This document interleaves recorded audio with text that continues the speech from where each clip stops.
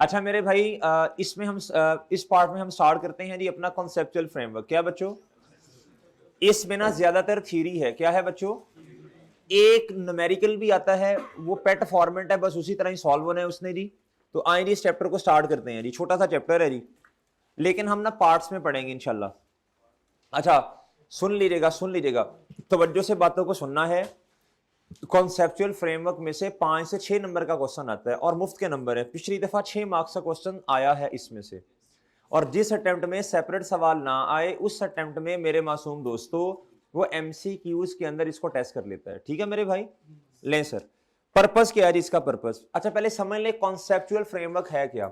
Framework is a general guideline. क्या है बच्चों, जनरल गाइडेंस है। क्या है बच्चों जी, इसके अंदर ना उन्होंने कहा जी एसेट को ऐसे रिकॉर्ड कर लें, ये जी क्या उसका नाम है, एक्सपेंस इसको कहते हैं, कैपिटल इसको कहते हैं। सही है मेरे भाई। अच्छा अगर बहुत ना खुसर फुसर ना करो ना, इधर बात सुनो जी। तैमूर जमान चुप हो जाओ भाई जी।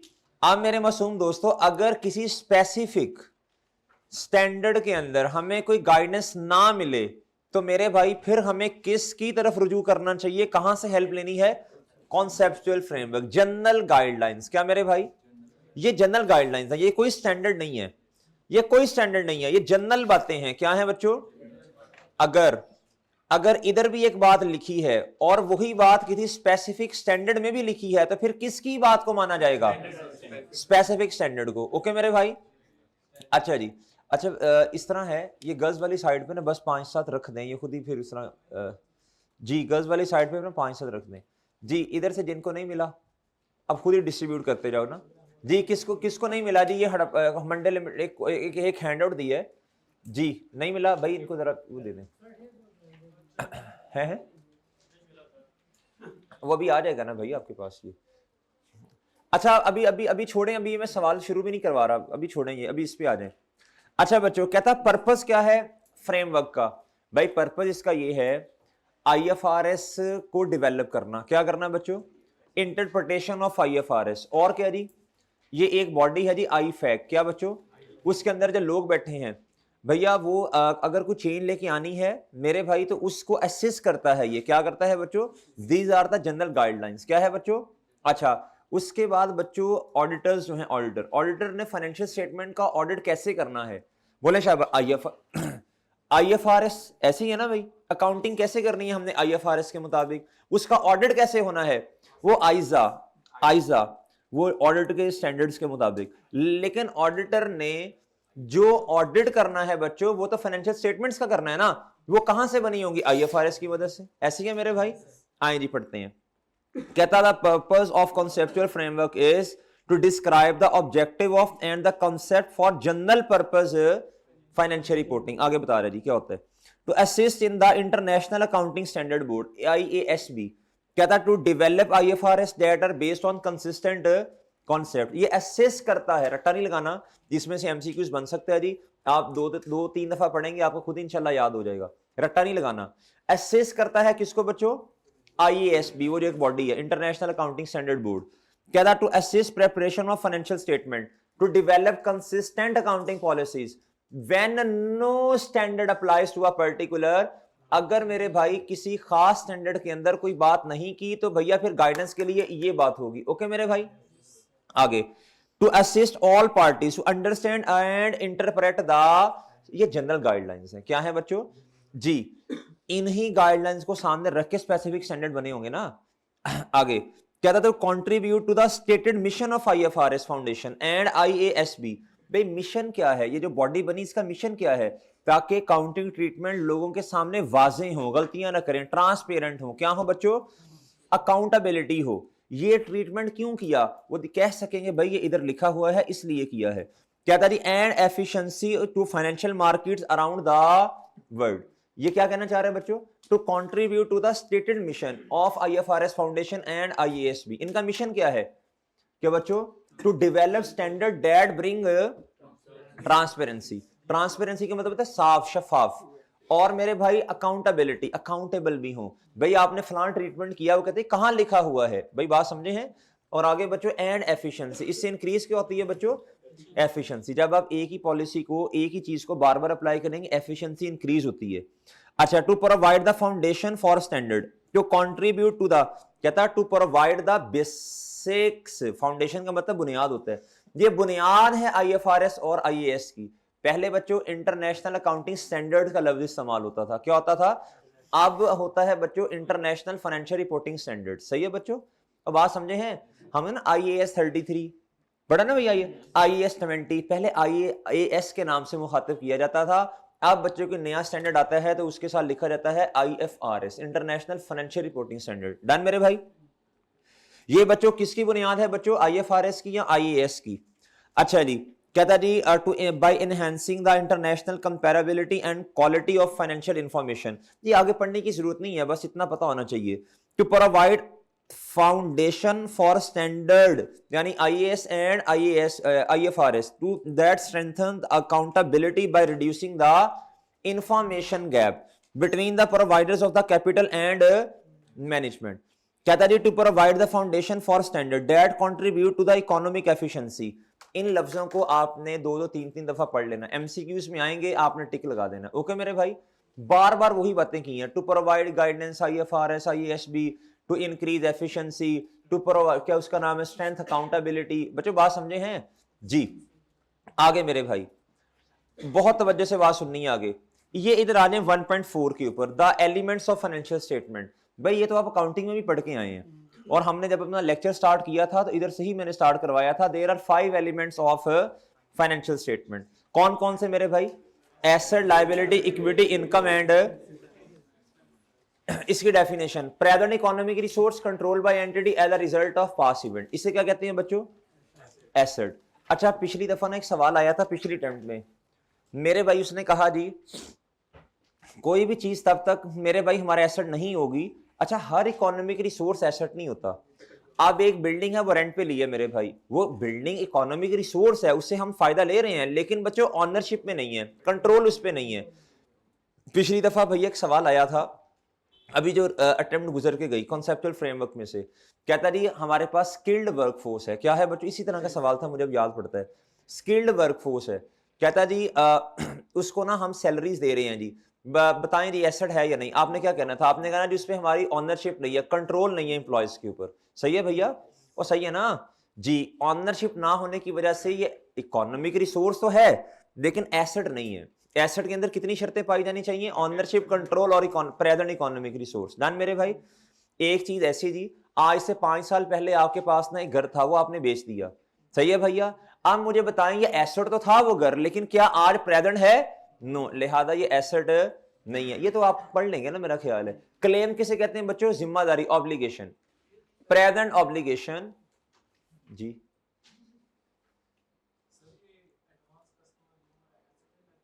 एडवांस, एडवांस कस्टमर नहीं होता, एडवांस फ्रॉम कस्टमर होता है, ये लायबिलिटी होती है। एडवांस फ्रॉम कस्टमर लायबिलिटी, खुद सोचो ना, advance from customer liability. Advance customer कोई सही लफ्ज है? हमें तंग कर रहा है बिला वजह, क्या पूछना चाह रहा है? एडवांस फ्रॉम कस्टमर भाई फ्यूचर कस्टमर आपके ऊपर आपका कंट्रोल है उनके ऊपर जी? कोई कंट्रोल नहीं है ना, वो आपसे कमिटमेंट करके चले गए, जब तक आप उनके चीज नहीं बेचेंगे वो आपका कस्टमर थोड़ी बना, वो पोटेंशियल कस्टमर आपके एसेट थोड़ी है भैया जी। आपने उनसे पैसे नहीं लेने ना, अभी पैसे तब लेंगे जब उनको सर्विस प्रोवाइड करेंगे। इनका सवाल था ऑनलाइन वालों, फ्यूचर में कस्टमर जो हमारा बनेगा भैया क्या वो हमारा एसेट है? नहीं जी, बिल्कुल नहीं है। प्रेजेंट का लफ्ज है ये, देखो ये गौर से पढ़ो, a present obligation of the entity. Present obligation का मतलब आज खड़े होकर आप पर जिम्मेदारी आयद होगी। आपने जी एसेट खरीदा, पैसे नहीं दिए। आपने बच्चों गुड्स खरीदनी है, पैसे नहीं दिए अभी। भैया आपने सर्विसेज ले ली हैं, अभी पैसे नहीं दिए, आप पे जिम्मेदारी है। टू ट्रांसफर इकोनॉमिक रिसोर्स, कोई भी इकोनॉमिक रिसोर्स हो सकता है। डन मेरे भाई? आपने कहा जी आपने सर्विसेज ली थी, अब आप कहते हैं जी नहीं मैं पैसे नहीं देने। सही है हुजैफा? आप कहते हैं जी इसके बदले में आपने मुझे बाइक दिया, मैं आपको उतने का ही मोबाइल दे रहा हूं। सही है? ये ट्रांसफर किया इकोनॉमिक रिसोर्स आपने। इकोनॉमिक रिसोर्स कहते हैं कोई भी ऐसी चीज मेरे मासूम दोस्तों जिसकी क्या है बच्चों, जिसके अंदर सलाहियत है इकोनॉमिक बेनिफिट देने की, जिसकी वर्थ है मार्केट के अंदर कोई। आगे बच्चों इक्विटी क्या होता है जी? इक्विटी सादा बात, residual interest in the assets of an entity. मेरे भाई एसेट्स बराबर हैं कैपिटल प्लस लायबिलिटीज के। ये जितने भी एसेट्स हैं मेरे भाई, ये सारे ऑनर के नहीं है। एसेट माइनस लायबिलिटीज, ये है बच्चों कैपिटल। ओके भैया, इससे कहते हैं जी एसेट में से लायबिलिटी को निकालना, इसे क्या कहते हैं? बोलो शाबाश। रेजिडुअल इंटरेस्ट कहते हैं। क्या कहते हैं? बचा हुआ interest after deducting all the liabilities. इधर आ जाए मेरे भाई। कहता जी इनकम क्या होती है बच्चों? इनकम क्या होती है? कहता इनकम वो चीज है इंक्रीज इन एन एसेट। क्या बच्चों? यानी इसकी एग्जांपल दे दे कोई, शाबाश जी। Cash debit sales credit, debtor debit sales credit जी। नहीं भाई वो गलत एग्जांपल, ग्रांट इनकम एंट्री करके देखो ना, वो एसेट थोड़ी बड़ा आपका। Decrease in liability, decrease in liability भैया गवर्नमेंट ने आपको ग्रांट दी और आगे जी 5 सालों की शर्तें भी हैं। आपने क्या कहा होगा? Cash debit deferred grant credit. अब मेरे भाई जब 1 साल गुजरा, आपने कहा जी इनकम क्रेडिट और अनअर्न्ड यानी डेफर्ड ग्रांट इनकम, ये इसकी एग्जांपल होगी। That result increase in equity other than those. कहता जी इसकी वजह से इक्विटी इनकम है ना वो आपकी बढ़ गई। कहता other than those relating to the contribution from the holders of equity claims. कहता अगर कोई ओनर अपने घर से चीज ले आया, अब इससे कैपिटल तो बढ़ेगा, इक्विटी तो बढ़ेगी, लेकिन धोखा नहीं खाना, ये आपकी इनकम नहीं है, ये कैपिटल है। क्या है बच्चों? कैपिटल। क्या है बच्चों? कैपिटल। डन मेरे भाई। नेक्स्ट उसके बाद कहता है जी expense, contribution from holders of equity claims and distribution to them. नहीं एक्सपेंस नहीं कह रहा, ये कैपिटल की बात कर रहे हैं। किसकी बात कर रहे हैं बच्चों? Contribution from holders of equity claims. Equity claim का मतलब वो बंदे जिनको आपने रिटर्न देना, वो अगर घर से कोई चीज ले आए हैं बच्चों, अगर अकेला बंदा है तो वो तो फिर क्या होगा? वो तो सोल प्रोप्राइटर है ना, वो उसको कैपिटल कहते हैं। और कंपनी का सिनेरियो है तो बच्चों शेयर कैपिटल कहा जाता है। क्या कहा जाता है? आगे and distribution to them. Distribution to them का मतलब डिविडेंड होता है। क्या होता है बच्चों? क्या होता है मेरे भाई? डिविडेंड। अच्छा जी, कहता है एक्सचेंज ऑफ एन एसेट और liability that do not result in increase और डिक्रीज इन इक्विटी। कहता जी आपने क्या किया, जिस तरह यार वो एग्जांपल है ना, एक्सचेंज ऑफ एन एसेट और लायबिलिटी, एक चीज देके दूसरी से एक्सचेंज कर लिया। सही है मेरे भाई? No gain no loss. Okay भैया, ये बातें सारी उसने किस लिए की हैं जी? एक्सपेंस के लिए। ये दो बातें। और मेरे भाई ये पढ़ लें जरा एक्सपेंस की definition. Decrease in an asset, decrease in an asset की मुझे एग्जांपल दे दें शाबाश कोई जी। बताएं शाबाश, बोलें जी। रेंट एक्सपेंस डेबिट कैश या बैंक क्रेडिट। आगे कहता increase in liability, rent expense debit payable credit. कहता that result in decrease in equity. कहता इस वजह से आपकी इक्विटी क्या होगी बच्चों? डिक्रीज। मेरे भाई जब आप एक्सपेंस को क्या करेंगे? बढ़ाएंगे, तो इक्विटी कैपिटल कम होगा ना। Other than those relating to the distribution, ये कहता ये जो डिविडेंड है ना, ये एक्सपेंस नहीं है। जिस तरह हमने इनकम ने कहा था, ऑनर अगर घर से कोई चीज लेके आ जाए वो कैपिटल है, इनकम नहीं है। इसी तरह मेरे भाई ऑनर बिजनेस से उठा के कोई चीज घर ले गया तो भैया वो ड्राइंग्स हैं। और अगर कंपनी का सिनेरियो है तो वो क्या है बच्चों? डिविडेंड। आगे उसने समझाने की कोशिश की। कहता ये जो मैंने बात लिखी है ना, कंट्रीब्यूशन फ्रॉम होल्डर एंड कहता ये distribution to the and distribution to them, कहता इसको इसे क्या कहा जाता है? कैपिटल कहा जाता है। कहता ये जो है ना, ये exchange of assets and liabilities that do not result in increase और डिक्रीज इन इक्विटी, इसको क्या कहा जाएगा बच्चों?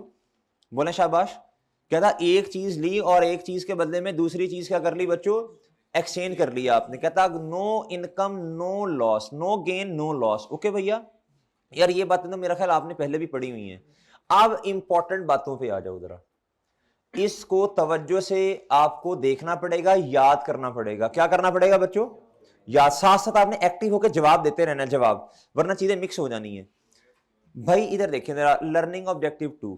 मेरे भाई कॉन्सेप्चुअल फ्रेमवर्क ने एक ना हमें गाइडलाइन दी। क्या दी बच्चों? कहता क्वालिटेटिव कैरेक्टरिस्टिक्स। क्वालिटेटिव का मतलब क्या होता है जी? एक होता है क्वांटिटेटिव, एक होता है क्वालिटेटिव। क्वालिटी, सही है जी। कहता खसूसियत ऑफ यूजफुल इंफॉर्मेशन। कहता जी ये आपको बताने लगा है इंफॉर्मेशन में खसूसियत क्या क्या होनी चाहिए। ये जो फाइनेंशियल स्टेटमेंट्स बनती हैं ये इंफॉर्मेशन ही है ना एक किस्म की। फाइनेंशियल स्टेटमेंट में कौन कौन सी चीजें पाई जानी चाहिए? कहता information to be useful for decision making. मेरे भाई इसमें दो चीजें आती हैं। कहता if financial information is to be useful, कहता अगर आप ये समझते हैं कि जो आप इंफॉर्मेशन प्रोवाइड कर रहे हैं ये बेहतर हो, क्या हो बच्चों, यूजफुल हो, लोग इसको इस्तेमाल कर सकें, कहता उसमें दो चीजें आनी चाहिए।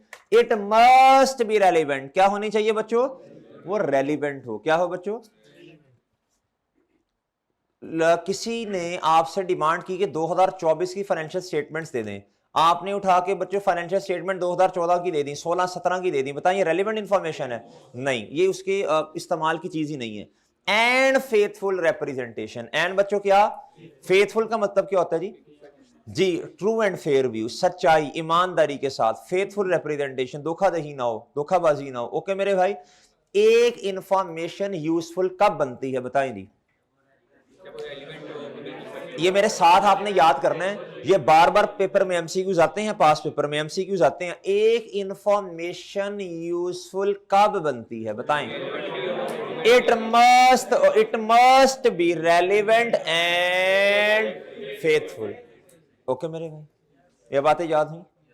अगली बात सुनना, कहता जी the usefulness of information is enhanced. अब ये पता क्या करने लगा है, कहता इंफॉर्मेशन यूजफुल तब होगी जब उसमें दो चीजें, फेथफुल और बच्चों रेलिवेंट।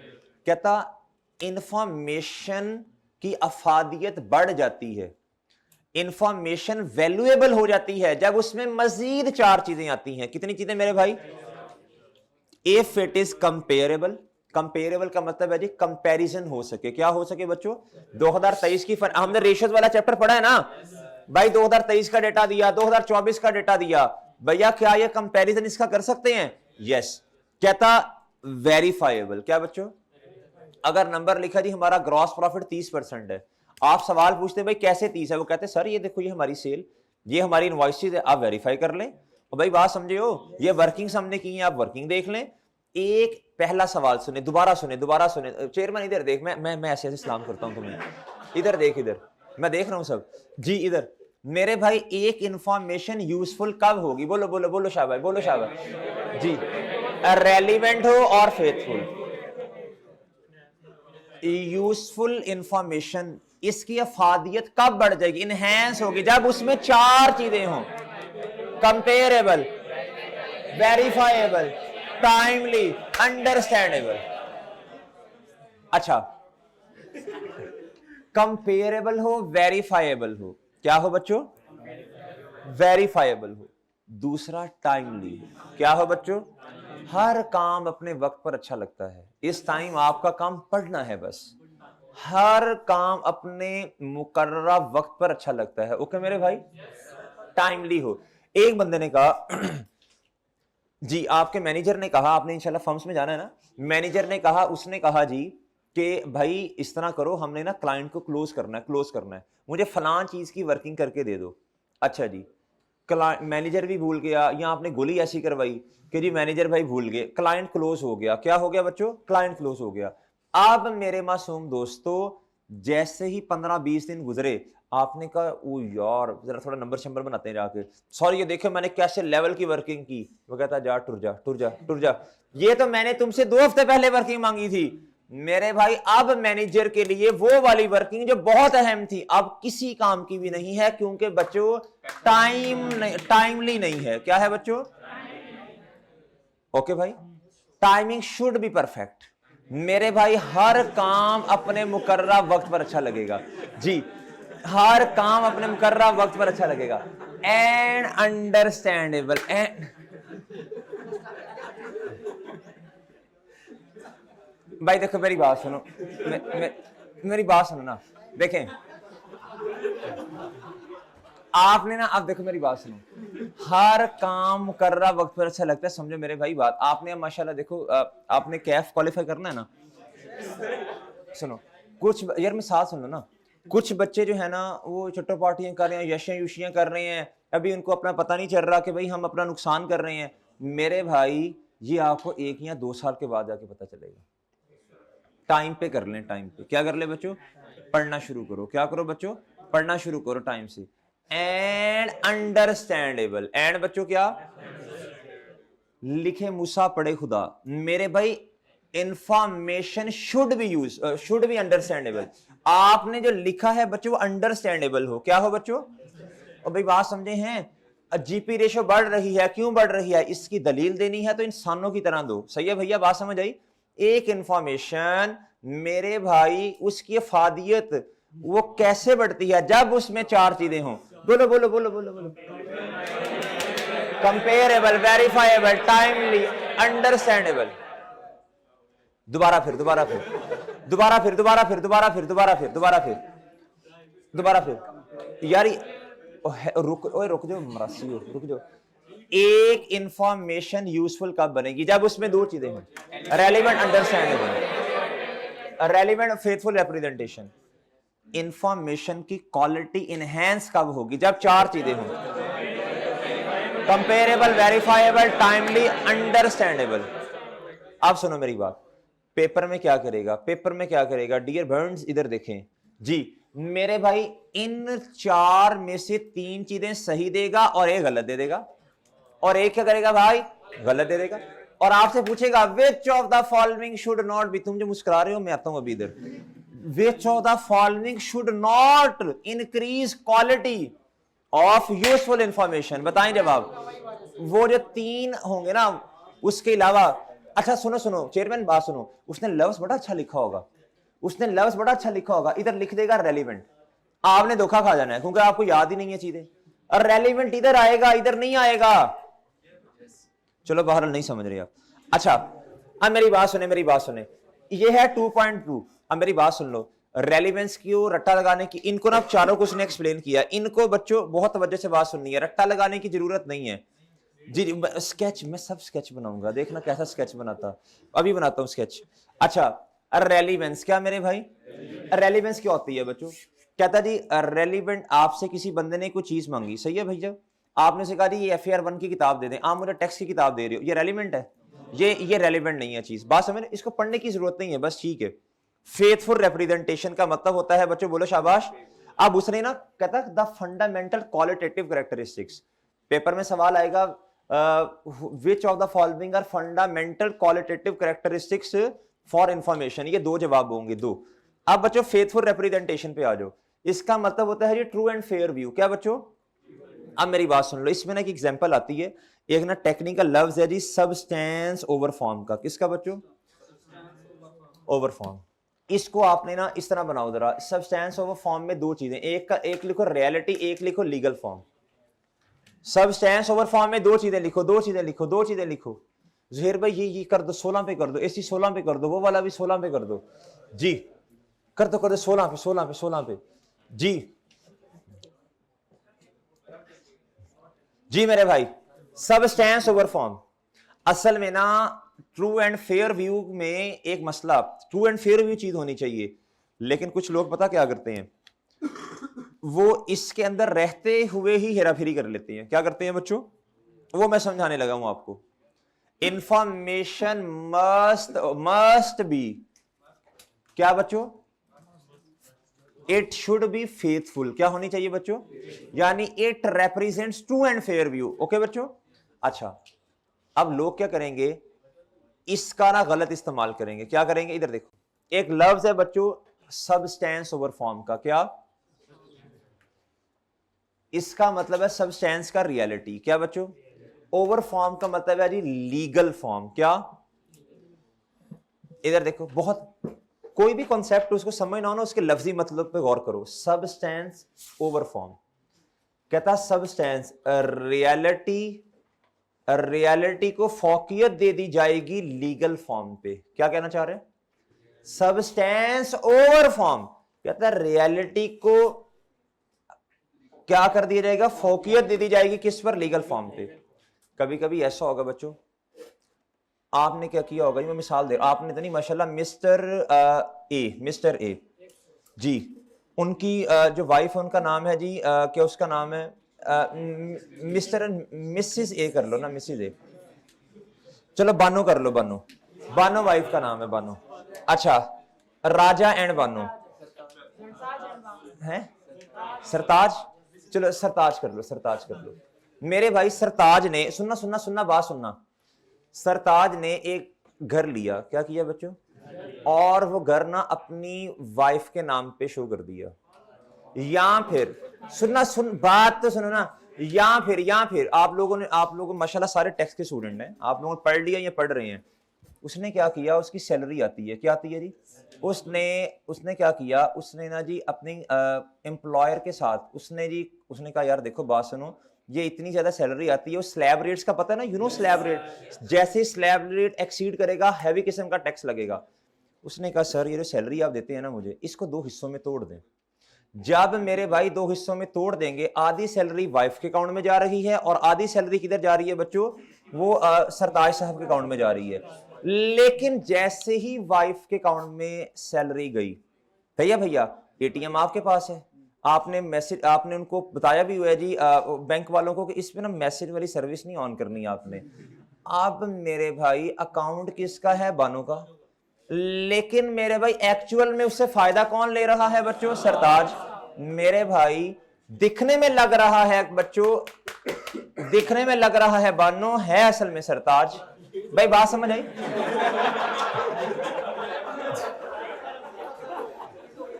अच्छा आप सुनो, आप भाई मतलब दिखने में लग रहा है कि ये पैसे किसके हैं बच्चों, लेकिन इसका फायदा किसको हो रहा है। इसी तरह मेरे भाई सुने, अच्छा नहीं, अच्छा इसी तरह मेरे मासूम दोस्तों, इसी तरह लोग ना टैक्स से बचने के लिए ना ये हरकत करते हैं, क्या करते हैं, हरकत। लीगल फॉर्म कुछ और है लेकिन उसके पीछे हकीकत कुछ और छुपी है। कहता आपने ना सिर्फ लीगल फॉर्म में नहीं जाना, बल्कि आपने उसकी रियलिटी को भी देखना है, ट्रांजैक्शन की। ओके मेरे भाई बात समझे हो, ये है जी मेरे भाई सब्सटेंस ओवर फॉर्म का मतलब। ओके भैया, इसलिए कहते हैं जी transaction information should represent true and fair view. Okay भैया, और सही है।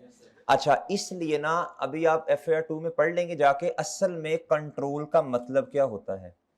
असल में हम तो अभी ऑनरशिप को डिस्कस करते हैं ना, FAR 2 में जाके आपने वो कंसोलिडेशन पढ़नी है, सही है जी। एक कंपनी ने दूसरी कंपनी को एक्वायर किया, एक जी 50% से ज्यादा शेयर्स ले लिए, और एक आपने जी एसोसिएट में, इस तरह की बातें आपने पढ़नी है उधर जाके। बहरहाल किस्सा मुख्तसर, ये बातें समझ आई आपको, सब्सटेंस ओवर फॉर्म। ले भाई अगली बात सुन लो बच्चों। ओ भाई ओ हेलो, कहता to be perfectly faithful representation, क्या बच्चों, कहता जी इसके अंदर 3 खसूसियात पाई जानी चाहिए। पेपर में सवाल आएगा फेथफुल रिप्रेजेंटेशन के अंदर कितनी खसूसियात, आपने कहना 3, complete, neutral and free from error. याद कर लो अब कितनी बातें हो गई हैं बच्चों, 3 बातें। बहुत तवज्जो से बात सुननी है।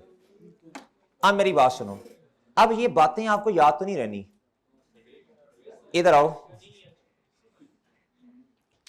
क्वालिटेटिव कैरेक्टरिस्टिक्स, क्या मेरे भाई, इसमें 2 बातें, इसको नोट करते हैं, पहले सुन लो।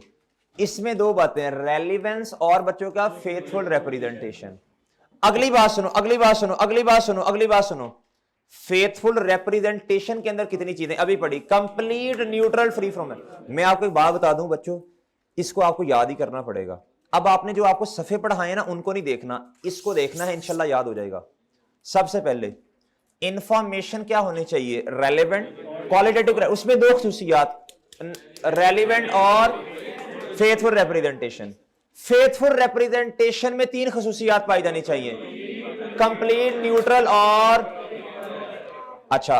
और तीसरा सवाल आता है बच्चों, ये जो इंफॉर्मेशन है इसकी क्वालिटी इनहैंस कैसी होगी, 4 चीजें, कंपैरेबिलिटी, वेरीफाइबिलिटी, टाइमलीनेस और अंडरस्टैंडेबिलिटी। सर इसको आप फौरन से पहले नोट कर लीजिए। अब आपने ना उधर नहीं पढ़ना। अच्छा 1 मिनट देना, एक मिनट, सिर्फ 1 मिनट, सिर्फ 1 मिनट भाई, इधर देखो। अच्छा एक बात मैं आपको और बता दूं, आपको रिवीजन प्लान शेयर किया ना मेरे मासूम दोस्तों, आपने थ्योरी सिर्फ उतनी पढ़नी है जितनी आपको पढ़ाई गई है क्लास में, सही है सर। मैं घर जाके तसल्ली इंशाल्लाह कर लूंगा, कोई चीज रह तो नहीं गई। जो चीज नहीं थ्योरी में पढ़ाई आपने बिला वजह पंगे नहीं लेने। ओके मेरे भाई, कंपैरेबिलिटी सर पढ़ने की जरूरत नहीं है, ये इनहेंसिंग क्वालिटेटिव कैरेक्टरिस्टिक्स। वेरीफाइबिलिटी पढ़ने की जरूरत नहीं है।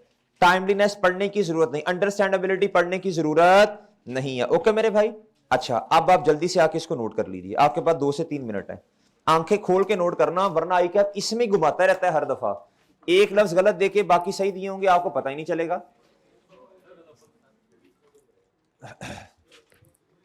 समरी बना लो ना, समरी बना लो, जिसके पास पुरानी किताब होगी उसमें शायद आप किसी ने पहले बनाई हो, अगर किसी और स्टूडेंट की यूज कर रहे हैं किताब को।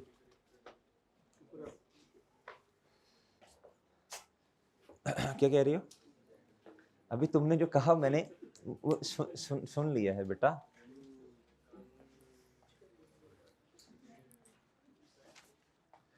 कर लो बातें। हाँ भाई इधर आना था असल में, मैंने क्या मसला भी तेरा? सॉरी मैंने तो कुछ कहा ही नहीं है भाई। क्यों तुम क्यों नहीं चुप हो रहे यार? इधर कौन था? हाँ ये रहा चेयरमैन। चेयरमैन ने ये पीछे किसको ऐसे ऐसे अदाब कर रहा था? मिर्जा गालिब सर वो क्या? सर वो ऐसे लगा हुआ है। पढ़ ले चांद, पढ़ ले पढ़ ले पढ़ ले।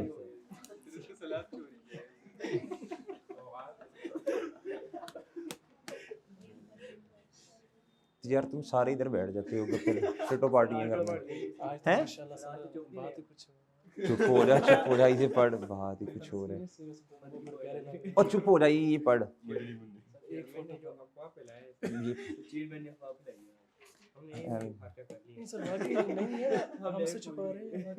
ओ भाई चंद छोड़े लुकदे नहीं ऐसे, ये पढ़ ले। चलो चलो जल्दी लिखो ना। ऐसे आपने कभी सोचा जिस तरह जुबान चलती है इस तरह कभी दिमाग चले?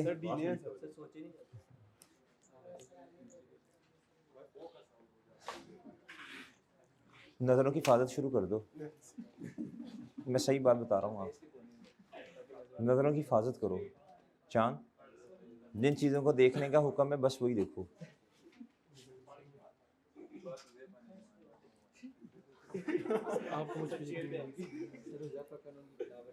और यार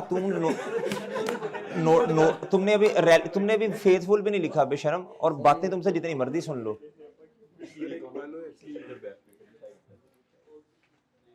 जल्दी करो जल्दी, मैंने आगे भी पढ़ाना है। मैं पिलाता हूँ आपको, ये पढ़ो। नोट कर ले, बातें ना कर। बच्चों आपने नोट कर ली है?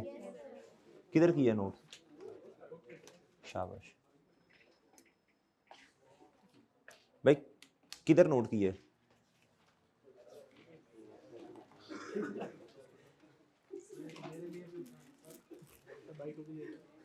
ये ले यार, मरना नहीं, पता नहीं मुझे हजम होना भी है या नहीं। अब तूने देखी जाना, इसलिए मैंने आधा उसको दे दिया। नहीं नहीं बस बस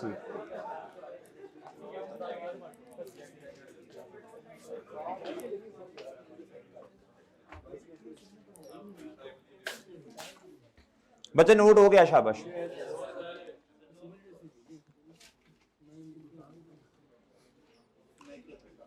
भाई इधर आ जाए, इधर लर्निंग ऑब्जेक्टिव 3 पे आए बच्चों। टिटो पार्टी छोड़ दो, लर्निंग ऑब्जेक्टिव 3 पे आ जाओ भाई।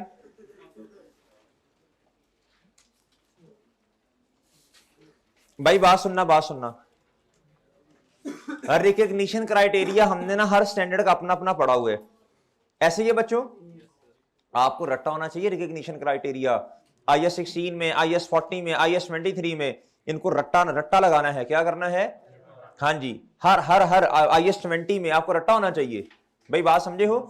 पेपर में जाने से पहले इनको अपने हाथों से लिखना है, समझ रहे हो? रिकग्निशन क्राइटेरिया को। आगे इसमें ना, इसमें एक पलंदा है। क्या है बच्चों? पढ़ने की जरूरत नहीं है, बात एक दफा सुन लो। क्या था? आपने सिर्फ उन चीजों, बच्चों इधर अहम बात कर रहा हूं, आपने सिर्फ उन चीजों को किताबों में रिकॉर्ड करना है बच्चों जो डेफिनेशन मीट कर जाएं एसेट की, जो हेड्स की डेफिनेशन मीट कर जाएं एसेट की, जो ऊपर पढ़ के आए, लायबिलिटी की, कैपिटल की, इनकम एंड एक्सपेंस, इसमें ये उसने बात करने की कोशिश की। ओके भैया आगे आ जाएं भाई। ये काम की बात अब भाई है भाई। अगर आपने थ्योरी साथ पढ़ी है, मतलब क्लास में जितना पढ़ाया उतना, तो ये जो पिछली दफा का सवाल था ना, ये 6 नंबर का जो है, इसीलिए आपने सॉल्व कर लेना था। लेकिन बच्चे अब छुट्टियां करते हैं ना, अब पता नहीं आप लोगों ने एमसीक्यूज वाले लेक्चर्स भी लिए हैं या नहीं लिए, मर्जी है बहरहाल आपकी, मैं तो आपको समझा ही सकता हूँ। रेशोज का चैप्टर इतना इंपॉर्टेंट है, इतना इंपॉर्टेंट है, आपको बताया नहीं जा सकता। कॉन्सेप्चुअल फ्रेमवर्क के एमसीक्यूज बहुत बहुत बहुत ज्यादा इंपॉर्टेंट है, आपको नहीं पता इस चीज का। और मेरे भाई कभी IS 1 में से 2-3 एमसीक्यूज दे देता है, कभी IS 8 में से दे देता है। पिछली एक दो अटेम्प्ट पहले उसने 4 पता नहीं 3 एमसीक्यूज जो थे 4-5 नंबर सिर्फ कैश फ्लोज में से दे दिए। समझ रहे हो मेरे भाई, समझ रहे हो? तो एमसीक्यूज को सॉल्व करने की टेक्निक्स हैं, क्या है बच्चों? वो प्लीज आप लेक्चर लो यार, लेक्चर लो, 1.5 की स्पीड पे चाहे लगा के ले लो। इधर सुने, कहता जी which of the above assets will be recognised in financial statement of a company in accordance with the recognition criteria. A manufacturing unit 5 million उसकी वैल्यू है, owned and controlled by the entity. मेरा ख्याल है record कर लेंगे। आप कहेंगे जी क्या, आप कहेंगे जी बोलो प्रेजेंट इकोनॉमिक रिसोर्स ऑनरशिप या कंट्रोल में है as a result of past event. चलो जी, a fleet of trucks, a fleet का मतलब क्या होता है जी? बहुत सारे ट्रक्स, एक से ज्यादा। कहता value 100 million, control by another entity. उस एंटिटी का एसेट है, हमारा नहीं है। A high a highly skilled workforce. अब उसने जान के तंग किया आपको, उसने कहा हाईली स्किल्ड। बच्चे कहते लैब ये तो आहो। कहता getting an annual compensation of 12.5 million. भाई 12.5 की जगह 50.5 भी हो तो फिर भी नहीं करेंगे। बताओ रीजन, जल्दी से पढ़ लो, जल्दी से रीजन पढ़ लो, जल्दी से रीजन पढ़ो, रीजन पढ़ो, रीजन पढ़ो। भाई इन पे कंट्रोल नहीं होता ना, no control, no control, no control. अगले एग्जांपल पढ़ लो। ABC associate receive 160,000 in cash on 20 December 2004 from RM Enterprise in return for having provided financial advices during the 2004। भाई पैसे मिले, क्यों मिले बच्चों बोलो शाबाश। आपने सर्विसेज प्रोवाइड की थी 2004 में। बताएं जी रिक्वायरमेंट। कहता explain with reference to the relevant definition which element should possibly be recognised. बताएं एंट्री समझे पहले, कैश डेबिट और इनकम ऐसी ना। मेरा ख्याल है बच्चों एक एसेट होगा और दूसरा क्या होगा जी, बोले इनकम। ओके भैया, अगला पढ़ लें। Briefly identified whether and how your answer would change if the cash received had been received. If cash received had been received for financial advice। कहता आपने एडवाइस देनी है 5 में, पैसे ले लिए 4 में। बताएं cash, debit, liability, credit, unearned. देख लेना अपनी जिम्मेदारी, अनअर्न्ड। ठीक है भाई जी, आप जितनी दफा मर्जी करो, ये तुम्हारी अपनी जिम्मेदारी है जी। अच्छा मेरे भाई ये पढ़ लोगे, पढ़ लोगे, पढ़ लोगे, 2 हेड्स बता दोगे, आगे हो भाई। एग्जाम्पल नंबर 3 कहता which of the following would be recognised as an expense और asset in the financial statement of a company in accordance. ये क्या कहता है कि हमें काउंटिंग नहीं आती है, ये समझ रहा है, ये समझ रहा है यार ये। वैसे क्या समझ सही रहा है। An amount paid to landlord. अब पेपर में बच्चों को ये नहीं पता होता लैंडलॉर्ड कौन होता है, वो अंकल चाचू मामू नहीं होता भाई। ये कौन है बच्चों जी, मालिक मकान। भाई ने कहा जी, जिस कहता जी totalling 1,20,000 on 1 January 2012 against the rent for the year, ये 2012 द ईयर एंड। कहता जी 30 जून 2012। जल्दी से बताएं बच्चों।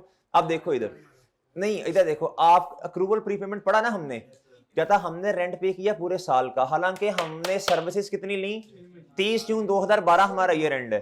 तो बताएं आपका एक्सपेंस कितना है। आप एंट्री करेंगे मेरे भाई 1,20,000 से आपका दी कैश क्रेडिट, 60,000 से भैया एक्सपेंस डेबिट और बाकी प्रीपेड है। ओके बच्चों, okay okay okay. An expenditure incurred on repair and maintenance of the plant. बताओ बच्चों ये एक्सपेंस है आपका, क्या है बच्चों, ये कौन सा हेड है बच्चों, expense. There has been a legal dispute between the entity and its customer। कहता जी कोई लड़ाई झगड़ा हुआ जी, उन्होंने आप पे केस कर दिया, लीगल डिस्प्यूट। क्या बच्चों, and the company expects the outflow of 2 lakh in order to settle the। जी बताएं बच्चों। आप बच्चों देखो अभी पे नहीं किया, इससे कहते हैं प्रोविजन। क्या कहते हैं, एक एस्टीमेट की बेस पे किताबों में प्रोविजन रिकॉर्ड कर दो ना। अच्छा जी, आप ये पढ़ लेंगे IS 37 एक आपका स्टैंडर्ड आएगा मेरे भाई, FAR 2 में पढ़ेंगे जाके, ठीक है भैया जी। हाँ जी हाँ जी यही। अच्छा आप मेरे भाई बताओ, जल्दी से सोल्यूशन पढ़ लो जल्दी से। कहता इंक्रीज इन लायबिलिटी 2 लाख से, कहता and no increase in any asset resulting in net decrease in equity. Okay बच्चों, असल में आपने सीधा कहना था, आपने कहना जी एक्सपेंस इंक्रीज हो गया और बच्चों लायबिलिटी भी इंक्रीज होगी। ओके भैया, सादा बात, सादा सादा सादा। एंटिटी परचेज गुड्स 20,000 रुपए की फॉर ट्रेडिंग पर्पस। बच्चों ट्रेडिंग पर्पस का मतलब बेचने की नीयत से। एंट्री बताओ बच्चों, एंट्री परचेज डेबिट कैश या bank credit and the same was sold for 25,000। भैया कैश डेबिट सेल्स क्रेडिट, यार ये खुद देख लेना ना, इसमें क्या होगा बताओ शाबाश, क्या होगा? आपने कहना जी, बताएं शाबाश, जल्दी से जवाब बताओ इसका। आपने कहना जी एक्सपेंस बढ़ा परचेजेस, और बच्चों क्या हो गया जी, बोलो कैश हमारा कम हो गया। फिर आपने कहना जी कैश हमारा 25,000 रुपए से बढ़ गया, और बच्चों ये तो कर लोगे ना, लें सर। क्या था, which of the following would be recognise income और liability? Advance receive from customer 50,000 against the goods to be delivered after 6 महीने। हुदैफा ये तुम्हारे वाला सवाल आ गया, एडवांस कस्टमर जी नहीं, खैर वो तो कुछ और था, ये तो यहाँ ये पैसे हैं जी। बताएं बच्चों, ये 50,000 जो आज लिए लायबिलिटी है मेरा ख्याल है, सही है ना? Service provided to ABC and co on credit, ये एक्रूड इनकम रिसीवेबल। क्या था, account receivable already return of amounting to इतना, ओ थोड़ी खैर पर receive during the cash debit bad debt expense या अदर इनकम। ओके भैया जी, भैया लायबिलिटी तो नहीं होगी ना, ये तो आपका क्या उसका नाम है जी, एसेट इंक्रीज हुआ बट डिक्रीज नहीं हुआ एसेट, बस देख लेना ये। अच्छा मेरे भाई आगे कहता है डी रिकॉग्नाइज आपने किताबों से कब करना है किसी एलिमेंट को? भाई सीधी सी बात है, जब एसेट डिस्पोज हो गया ना, एसेट को जब एसेट डिस्पोज हो गया, लाइफ पूरी कर गया। ओके बच्चों, लायबिलिटी को आपने किताबों से कब निकालना है? जब सेटल होगी, जब आपने ऑब्लिगेशन पूरा कर लिया। ओके मेरे भाई, ये तो आप पढ़ लोगे। आगे आ जाओ मेरे भाई, आगे आ जाओ मेरे भाई, आगे आ जाओ शाबाश। Measurements of elements of financial statement, ये मैंने 4 बातें पढ़ा के ये लेक्चर इधर खत्म कर देना बस, ठीक है? इधर खत्म नहीं, छुट्टी। अच्छा इधर भाई बहुत तवज्जो से बात सुननी है भैया। आपने लव सुना है जी हिस्टोरिकल कॉस्ट का, कौन सा मेरे भाई? What is historical cost? Historical cost का मतलब है वो अमाउंट जो जिस अमाउंट पर जो आपने पे करके एसेट को खरीदा था, सही है भैया? Historical cost. एक होती है मेरे भाई फेयर वैल्यू। फेयर वैल्यू क्या होती है बच्चों? फेयर वैल्यू क्या होती है जी? फेयर वैल्यू कहते हैं जी मार्केट में अगर किसी भी चीज की मार्केट एग्जिस्ट करती है और खरीदने वाला बेचने वाला दोनों फोर्सफुली चीज को ना खरीद रहे हैं ना बेच रहे हैं और रैशनल हैं, तो उस चीज की फेयर वैल्यू आ जाती है। ओके बच्चों, एक होती है मेरे भाई value in use, it is the, बोलो शाबाश, present value of net cash flows. What is meant by net cash flows? Cash inflows minus. Okay मेरे भाई, ये तक बातें समझ आती हैं आपको? इसके अलावा एक चौथी चीज होती है बच्चों, करंट कॉस्ट। क्या होती है बच्चों? करंट कॉस्ट का मतलब होता है, करंट कॉस्ट का मतलब होता है जी हमने तो चीज 2-4 साल पहले ली। करंट कॉस्ट का मतलब है आज उस चीज की वैल्यू कितनी बनेगी। अब ये चीज की जो वैल्यू है ना, ये आप सिमिलर आइटम को सामने रख के निकाल रहे होंगे, जिसकी एज वैसी हो, और बच्चों बात समझे हैं, जिसकी खुसूसियात वो वाली हो। ओके बच्चों जी जी, नहीं फेयर वैल्यू जैसा नहीं, फेयर वैल्यू कुछ और चीज होती है। फेयर वैल्यू होती है किसी भी चीज की मार्केट एग्जिस्ट करती हो, सही है? अच्छा अब ये बातें आपको बताई हैं, अब इसको पढ़ते हैं आके। इसको नहीं पढ़ना, ये तो बहुत पलंदा है। क्या है बच्चों? असल में वो कॉन्सेप्चुअल फ्रेमवर्क में आपको ये समझाना चाह रहा है कि आपने ना आप चीज को 4 तरह से वैल्यू कर सकते हैं। कितनी तरह से कर सकते हैं? फेयर वैल्यू भी आ सकती है, वैल्यू इन यूज भी आ सकती है, ओके भैया, हिस्टोरिकल कॉस्ट भी आ सकती है, और ये जनरल गाइडलाइंस है, वो आपको समझाना चाह रहे हैं। असल में वो इस चैप्टर में आपको ये समझाना चाह रहे हैं, कल को कहीं इस्तेमाल करनी पड़े किसी स्टैंडर्ड में तो आपको पता हो। ओके भैया, अब इस पलंदे को नहीं आपने पढ़ना, ये पढ़े बस मेरे साथ। Elements as recognised in financial statement and quantified in इधर सुनना, बहुत तवज्जो से बात सुनना। प्रॉफिट और लॉस स्टेटमेंट आती है जी, फिर आती है स्टेटमेंट ऑफ फाइनेंशियल पोजीशन, इधर नंबर्स आते हैं ना बच्चों, मॉनिटरी टर्म्स। ओके भैया, this require the selection of a measurement basis. कहता अगर कभी आपको सिलेक्शन करनी पड़ जाए कि किस अमाउंट पर चीज को रिकॉर्ड करना है, ओके मेरे भाई, तो आपको पहले उस चीज की डेफिनेशन तो पता हो ना जी। A measurement basis is an identified feature, for example historical cost, fair value, fulfillment value। ये पढ़ते हैं जाके क्या होती हैं भाई। आपने इस पलंदे को नहीं पढ़ना, आपने नीचे समरी में आना है। किधर आना है बच्चों? सर ये आ जाए बच्चों इधर। चार बातें हैं, कितनी बातें हैं बच्चों? मेजरमेंट बेसिस एसेट्स के लिए एंड लायबिलिटीज के लिए समरी पढ़नी है। एक है जी हिस्टोरिकल कॉस्ट, क्या है बच्चों? डेफिनेशन। कहता एसेट के लिए डेफिनेशन, बहुत तवज्जो चाहिए आपकी। The consideration paid to acquire और create the asset plus transaction cost. Plus क्या बच्चों? वो जो चीज को लेके आने का खर्चा जी, डायरेक्टली एट्रीब्यूटेबल। ओके मेरे भाई, हिस्टोरिकल कॉस्ट कैसे आती है चीज की, आपको याद करना पड़ेगा। ये किसी में ट्रांजैक्शन कॉस्ट को इग्नोर करना है, किसी में ऐड करना है, किसी में याद करना पड़ेगा। एसेट याद रखना, छोटी सी बात, अगर कभी भी आपको ट्रांजैक्शन कॉस्ट का ट्रीटमेंट ना समझ आए और इतना पता हो कि भाई ये आना है इसके अंदर, एसेट में ऐड करते हैं, लायबिलिटी में माइनस करते हैं। ओके मेरे भाई, क्यों करते हैं? IFRS 9 में लायबिलिटी का जवाब मिलेगा आपको। कहता जी एसेट के लिए जो आपने अमाउंट पे की थी खरीदते हुए, वो आपकी क्या है? Historical cost. लायबिलिटी की क्या होती है? द कंसिडरेशन रिसीव्ड टू इनकर और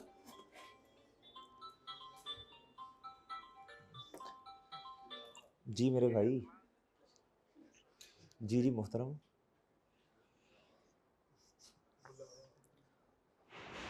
नहीं सबसे मुश्किल काम मुझे कॉल सुनना लगता है। मैसेज करो ना यार जी। द कंसिडरेशन नहीं, ऐसे ही है ना, क्लास के बाद भी मुझे सबसे ज्यादा जिंदगी में मुश्किल काम कॉल सुनना लगता है, सबसे ज्यादा। मैसेज है ना यार, ये मैसेज करो, वॉइस मैसेज लिख के। द कंसिडरेशन रिसीव्ड टू इनकर और taken the liability minus, minus मेरे भाई क्या? Transaction cost. माइनस क्या बच्चों? Transaction cost minus. अच्छा अब इधर आए, अब ये इसकी खुसूसियात आपको पढ़नी पड़ेंगी, याद करनी पड़ेंगी। क्या बच्चों? कहता ड्राइव्ड फ्रॉम पास्ट ट्रांजैक्शन। क्या बच्चों? कि हिस्टोरिकल कॉस्ट किसे कहते हैं? ये पास की, जब आपने खरीदा था। ओके बच्चों, यहां लायबिलिटी जब इंकर्ड हुई थी। ओके मेरे भाई, कहता reflect condition existing eight the time of. कहता ये उस वक्त की वैल्यू होती है जब आपने कोई चीज एक्वायर की होगी पास में। हिस्टोरिकल कॉस्ट का मतलब ही क्या? तारीखी, पुरानी। ओके मेरे भाई, इसे एंट्री वैल्यू कहते हैं। क्या कहते हैं बच्चों? एंट्री। ट्रांजैक्शन में एंटर होने की कॉस्ट होती है ये। ओके भैया, एक होती है एग्जिट वैल्यू, वो बताता हूं किसमें होती है। Transaction cost at the time of disposal are not relevant. बच्चों हिस्टोरिकल कॉस्ट, अच्छा अपने आपको याद करना पड़ेगा, ये आपको याद करना पड़ेगा मेरे भाई। जब आप ना एंटर होते हैं ट्रांजैक्शन में, तो मेरे भाई आपको ना फिर ऐड करनी पड़ती है क्या? Transaction cost. लेकिन जब आप चीज को बेचने लगेंगे तो हिस्टोरिकल कॉस्ट याद करना पड़ेगा, क्रैम करना पड़ेगा। हिस्टोरिकल कॉस्ट में ट्रांजैक्शन कॉस्ट रेलिवेंट नहीं है। अब नाम से ही इंशाल्लाह आपको पता चल जाएगा हिस्टोरिकल कॉस्ट क्या होती है। ये पुरानी कॉस्ट है, ये उस वक्त की कॉस्ट है जब आपने चीज को एक्वायर किया होगा या लायबिलिटी इंकर्ड हुई होगी। ऐसे ना बच्चों, ये एंट्री वैल्यू है। क्या है बच्चों? Entry value. ओके मेरे भाई, ओके। अब आ जाए मेरे दोस्तों, दूसरे को छोड़े, सीधा आए करंट कॉस्ट के ऊपर। क्या बच्चों? इसके अंदर सारी चीजें बच्चों हिस्टोरिकल कॉस्ट वाली हैं। हिस्टोरिकल कॉस्ट कहते हैं, हमारे पास जी एसी है। क्या है बच्चों? इस एसी की कॉस्ट जब हमने इस एसी को खरीदा था। ओके बच्चों, करंट कॉस्ट कहते हैं। है तो एसी, इसी तरह का एसी आज कितने का पड़ रहा है, जिसकी कंडीशन तकरीबन ये वाली है। ओके मेरे भाई, इसे कहते हैं करंट कॉस्ट। आए इधर, कहता था cost of an equivalent asset, इसी जैसा एसेट, खुद नहीं कहता equivalent asset that would be paid at the measurement date plus the, सिर्फ फर्क क्या पड़ा? इक्विवेलेंट का लफ्ज आ गया, सिमिलर का लफ्ज आ गया। ओके बच्चों, खुद एसेट नहीं, इस जैसा। लायबिलिटी में बच्चों सारी बातें वही, लेकिन मेरे भाई इक्विवेलेंट का लफ्ज आ गया। किसका लफ्ज आया? इक्विवेलेंट का लफ्ज आ गया। ओके मेरे भाई, अच्छा जी। अब मेरे मासूम दोस्तों आपने आना है कैरेक्टरिस्टिक्स पे। किस पे आना है? फर्क पड़ जाएगा थोड़ा सा। उधर जो कंडीशंस पाई जाती हैं, इधर पुरानी, इधर मेरे भाई क्या, जिस दिन आज खड़े होके आप इसको मेजर कर रहे हैं। कहता जी रिफ्लेक्ट, कहता ड्राइव्ड यूजिंग इंफॉर्मेशन, जो हमने निकाली है बच्चों, updated to reflect conditions at the measurement date. सही है बच्चों, ये आज की कॉस्ट, करंट, करंट का मतलब क्या होता है? आज, now. Reflect price in market which entity would acquire the asset और इनकर आ लायबिलिटी। कहता है इसके अंदर रिफ्लेक्शन होती है मार्केट की। किसकी बच्चों? आज खड़े होके आप इसको मेजर कर रहे हैं। सही है, मार्केट में जो प्राइस चल रही है कैसे पता चलेगा? आज खड़े होके जो प्राइसेस चल रही हैं वैसे पता चलेगा। डन मेरे भाई, ये भी एंट्री वैल्यू है। क्या है बच्चों? वो भी एंट्री वैल्यू है। ये ट्रांजैक्शन कॉस्ट है, टाइम ऑफ डिस्पोजल नहीं रेलेवेंट, उधर भी नहीं रेलेवेंट। डन मेरे भाई।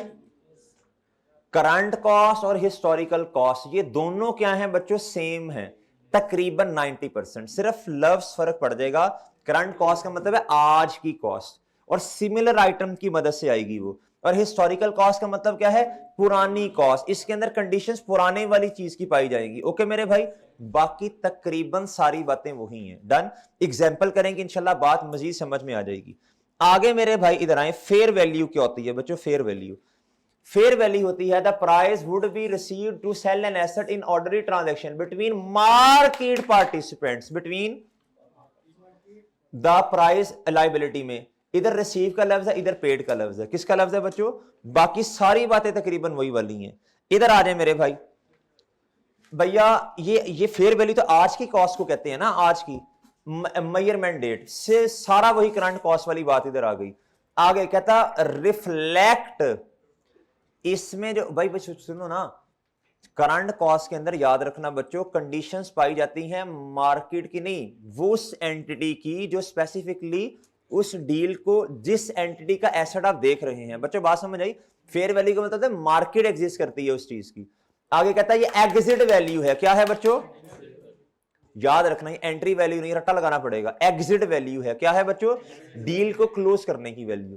कहता है transaction cost are not relevant, transaction cost are not relevant. हम नॉर्मली, मुझे बताएं, एंट्री वैल्यू का मतलब होता है शुरू में चीज को किस पर रिकॉर्ड करना है। शुरू में तो मेरा ख्याल है कॉस्ट पे करते हैं ना। ये एग्जिट वैल्यू है। क्या है? कहता है transaction cost are not relevant are on acquisition as well as. अब ये ना आपको याद रखना पड़ेगा, हिस्टोरिकल कॉस्ट के अंदर और मेरे भाई करंट कॉस्ट के अंदर जब आप चीज को डिस्पोज करेंगे तब रेलिवेंट नहीं है ट्रांजैक्शन कॉस्ट। इसमें ना बच्चों शुरू में रेलिवेंट है और ना ही, शुरू में तो खैर होनी नहीं है ना, एग्जिट के वक्त भी रेलिवेंट नहीं है। फेयर वैल्यू का मतलब फेयर वैल्यू है। क्या है बच्चों? मार्केट की वैल्यू है। ट्रांजैक्शन कॉस्ट इसमें से माइनस नहीं करेंगे। ओके बच्चों, सर नहीं आईएएस 36 में करते थे रिकवरेबल अमाउंट निकालने के लिए। भाई तब तो आप fair value less cost of disposal वो तो करते थे, आपने एसेट को आज बेचना है। सही है, ये तो फेयर वैल्यू की बात है, मार्केट में क्या प्राइस चल रही है। ओके भैया, आगे आ जाए तीसरा बच्चों, ये है मेरे मासूम दोस्तों वैल्यू इन यूज। अब बात सुनना गौर से, दफा बात सुनना, चुप हो जाओ, खामोश। वैल्यू इन यूज के आगे लिखो एसेट। फुलफिलमेंट वैल्यू का लफ्ज लायबिलिटी के लिए इस्तेमाल होता है। वैल्यू इन यूज के आगे लिखो जल्दी जल्दी जल्दी, शाबाश, एसेट। फुलफिलमेंट वैल्यू का लफ्ज एसेट के लिए नहीं बल्कि लायबिलिटी के लिए इस्तेमाल होता है। किसके लिए बच्चों? ओके सर, अच्छा जी। कहता द प्रेजेंट वैल्यू, इसमें क्या होता है बच्चों? ऑफ कैश फ्लोज और other economic benefits entity express. यार ये मुझे वैसे बताने की जरूरत नहीं है, ये वैल्यू इन यूज। लायबिलिटी के लिए क्या होता है बच्चों? प्रेजेंट वैल्यू जो आपने ट्रांसफर करने हैं, ऐसी है बच्चों, जो अमाउंट ट्रांसफर करनी है उसकी प्रेजेंट वैल्यू। डन मेरे भाई, आए इधर जरा। भाई ये तो अपडेटेड आपके पास अमाउंट आ रही होगी ना, कॉस्ट आ रही होगी ना एट द मेजरमेंट डेट पे। Reflect entity specific assumption. क्या बच्चों? इधर मार्केट की एजम्पशंस नहीं आती बल्कि क्या आते हैं? एंटिटी की स्पेसिफिक एजम्पशन। अगर इधर मार्केट की एजम्पशन आ गई वो तो फेयर वैल्यू बन जाएगी। कहता ये एग्जिट वैल्यू है। क्या है बच्चों? और कहता transaction cost on acquisition are not relevant, transaction cost relevant नहीं है। कब कब कब कब? और बच्चों however present value of transaction cost on disposal are included in the calculation. Okay मेरे भाई, अब ना ये चार बातें हैं, कितनी हैं, अब मैं रिपीट करता हूं।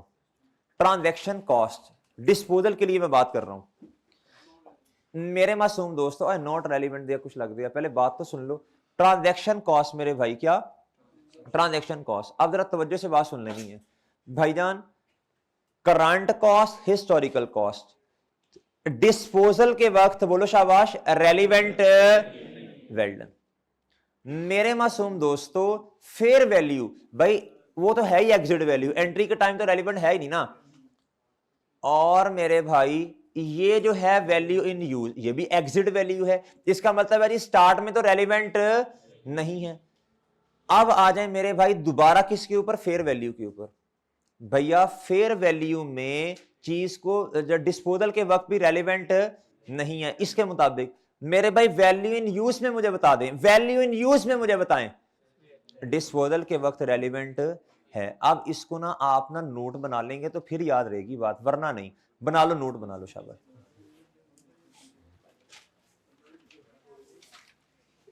लिखें डिस्पोजल। एक्विजिशन में तो आपको पहले ही पता है ना, एक्विजिशन में तो आपको पहले ही पता है भैया, एक्विजिशन में करंट कॉस्ट और हिस्टोरिकल उसमें रेलिवेंट है, वो तो आपको पहले ही पता है। डिस्पोजल, डिस्पोजल की हेडिंग में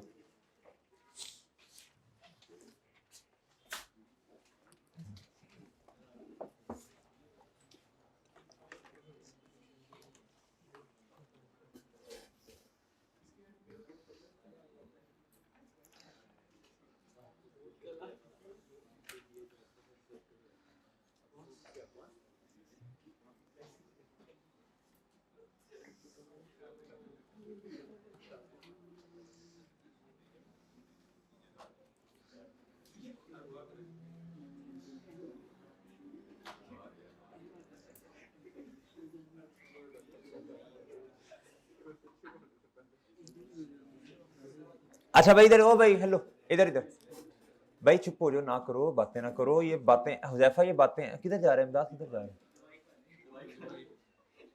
क्या हुआ तुझे? अच्छा बैठो, अभी फिलहाल बैठ जाओ, कुछ कुछ मंगवा लेते हैं आपके लिए ना, बैठ जाओ। अच्छा फिर ये लेक्चर कहां से लोगे, देख लो। अच्छा मेरे भाई इधर देखो, डिस्पोजल के वक्त, डिस्पोजल के वक्त हिस्टोरिकल कॉस्ट रेलिवेंट है, no. Current cost relevant, no. Disposal के वक्त वैल्यू इन यूज, बोलो शाबाश, डिस्पोजल के वैल्यू इन यूज निकाल रहे हैं, है। Fair value, okay okay. चलो इनिशियली बताओ, इनिशियली ये भी बनवा देते हैं यार, आपको देखी जाएगी आज। इनिशियली मेरे भाई इधर रेलिवेंट है, इधर रेलिवेंट है, ये तो बच्चों दोनों में रेलिवेंट नहीं होगी, ये तो एग्जिट वैल्यूज हैं। क्या है बच्चों, इन दोनों के साथ मैं लिख रहा हूं, ये क्या है बच्चों, एंट्री वैल्यूज। क्या बच्चों, और ये दोनों क्या है बच्चों, ओके सर जी। चलो ये अब आपका ना काम इंशाल्लाह आसान हो जाएगा।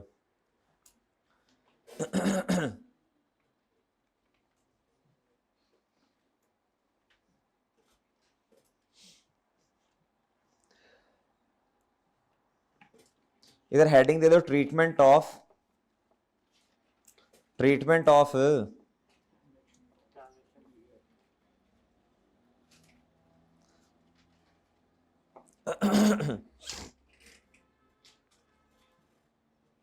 बात समझे हो? चलो भी, चलो चलो अब इसकी ना एग्जांपल करते हैं चार, क्या हर एक ही अपनी अपनी एग्जांपल करेंगे, आपको इंशाल्लाह बात फौरन समझ, बात काबू में आ जाएगी। चलो भी, चलो भी, चलो भी, चलो भी, चलो भी, डन मेरे भाई।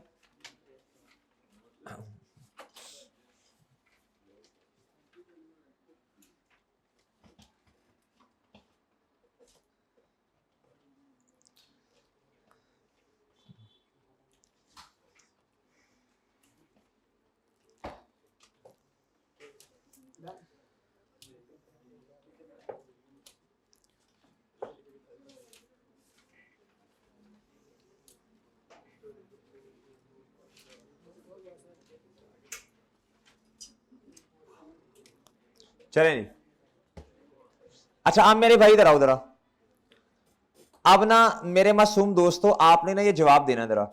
कहता जी अदील, अच्छा आपने बताना क्या है।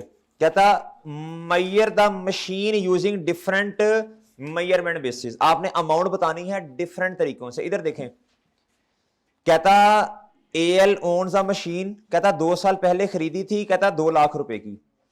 कहता जी the accumulated depreciation on the machine to date का मतलब आज तक कितने की बच्चों, बेस्ड ऑन 5 साल। बताएंगे हिस्टोरिकल कॉस्ट कितनी होगी, 2 लाख माइनस 80,000, ऐसी है ना, पुराने वाली चीजें इसमें आ गई तो बच्चों 1,20,000 होगी बच्चों, आ गई बच्चों, ये भाई आ गई है, हाँ वही, हाँ जी, हिस्टोरिकल कॉस्ट ये less accumulated depreciation, historical cost ये बुक वैल्यू आ गई। डन मेरे भाई।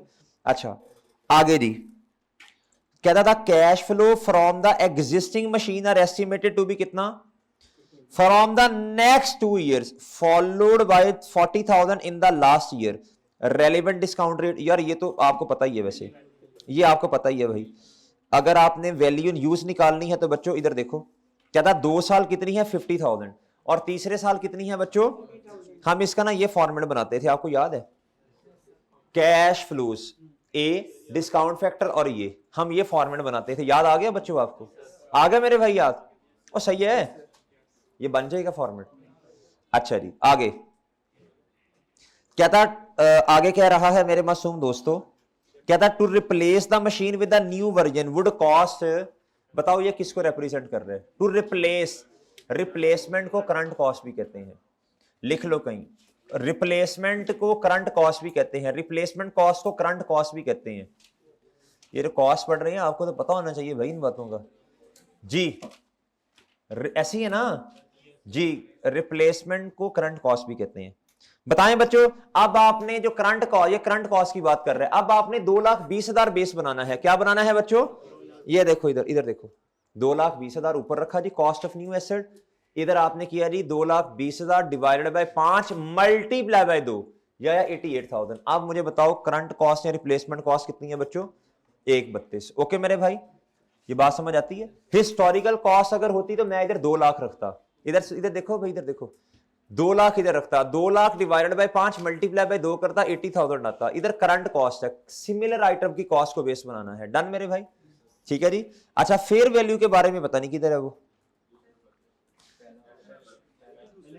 हाँ the machine could be sold in the market 1 lakh रुपए की, बट डिसमेंटलिंग कॉस्ट कितनी है, आप देखो बच्चों, क्या हमने ये ट्रांजैक्शन कॉस्ट डिसमेंटलिंग कॉस्ट इसमें से माइनस करनी है, नहीं करनी, अभी तो ये करके आए हैं, अभी तो ये करके आए हैं बच्चों, डिस्पोजल के वक्त ये रेलिवेंट नहीं है, वो तो होगा fair value less cost of disposal हो जाएगा ना। तो बताएं जी फेयर वैल्यू कितनी है बच्चों, ओके जी सॉरी, कहता जी the fair value is the market value यानी एग्जिट प्राइस 1 लाख रुपया without deducting cost to sell rupees कितना बच्चों, ओके सर, ओके मेरे भाई कर लेंगे। अब आपका होमवर्क है, ये होमवर्क नोट करो, शाबाश। होमवर्क ये आपने ना क्वेश्चन नंबर 1 करके आना है, आपने देखना जी ये किस किस की बात कर रहे हैं इसमें ना, ये शायद ये पहले वाला आपको समझ ना आए, ये वाला समझ ना आए, ये कल बता दूंगा, इसको रियलाइजेबल वैल्यू कहते हैं, कल बताऊंगा कल, इसको रियलाइजेबल वैल्यू कहते हैं। बच्चों क्वेश्चन नंबर 2 पढ़िएगा जरा, कहता हाँ जी पास पेपर्स, कहता list the components of a complete set of financial statement, बताएं नहीं जल्दी, क्वेश्चन नंबर 2 बताओ ना इधर है। अच्छा चलो जो भी है बहरहाल नजर तो आ रहा है ना, ये जो भी सवाल है आपके पास पास पेपर में। अच्छा जी उसके बाद बच्चों ये है जी लिस्ट ऑफ कंपोनेंट्स, ये जो भी सवाल आपके पास नजर आ रहा है मुझे बताएं कंपोनेंट्स ऑफ फाइनेंशियल स्टेटमेंट कितने हैं जी, 5 5 5 5 5 जी मेरे भाई। Statement of comprehensive income, statement of financial position, statement of changes in equity, statement of cash flow, notes to the financial statement. कहता what is the most commonly adopted basis of measurement, बताएं जी, cost model होता है जी या फिर revaluation model या fair value model, cost model होता है जी। Give 2 examples where 2 different basis of measurement are used in combination to major asset और लायबिलिटी, बताएं जी। IS 16 की एग्जांपल दे दें, IS 40 की एग्जांपल दें, IS मेजरमेंट बेसिस, IAS 2 की एग्जांपल दे दें। IAS 16 में मेजरमेंट बेसिस कितनी है? Cost and revaluation. वो एग्जांपल आ जाएगी इधर, मेजरमेंट बेसिस की बात कर रहे हैं ना।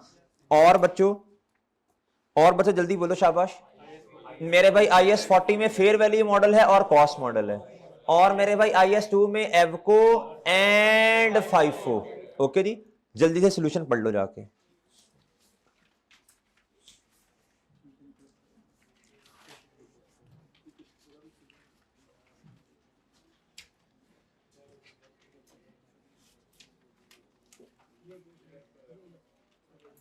पढ़ लिया भाई?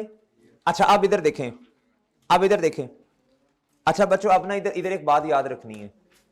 एसिड की मेजरमेंट बेसिस के लिए कितनी बातें हैं जी, बताएं? 4 है ना। Historical cost, current cost, value in use, एक है फुलफिलमेंट वैल्यू, वो लायबिलिटी के लिए है, और बच्चे चौथा है फेयर वैल्यू। अब इन सारों का ना उसने 6 नंबर का सवाल दिया था स्प्रिंग 20 में, क्या था? Describe the measurement basis that may be used to measure the value of asset in financial statement. 4 बातें, इन चारों को उसने एक्सप्लेन की है। आप कर लेंगे इंशाल्लाह एक्सप्लेन। आपने इसका सॉल्यूशन रीड करना है 3 दफा, फिर इंशाल्लाह कुछ ना कुछ बातें जहन में रह जाएंगी। ओके मेरे भाई, कितनी दफा रीड करना है भैया? 3 दफा। कर लेंगे भाई? एक छोटा सा कॉन्सेप्ट इसमें रह गया है, वो न्यूमेरिकल है। क्या है बच्चों? न्यूमेरिकल। वो अभी नहीं करवाऊंगा ना, वो कल इंशाल्लाह करवाऊंगा, छोटा सा कॉन्सेप्ट है वो। ओके मेरे भाई? अच्छा जी, चलें इधर लेक्चर रोक दीजिए।